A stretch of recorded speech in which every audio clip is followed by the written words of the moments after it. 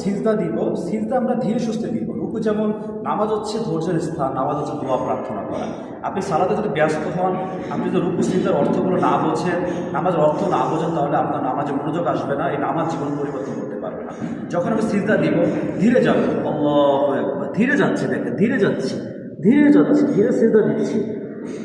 سبحان ربي الأعلى سبحان ربي الأعلى سبحان ربي الأعلى سبحانك اللهم ربنا وبحمدك اللهم اغفر لي سبح قدوس رب الملائكة।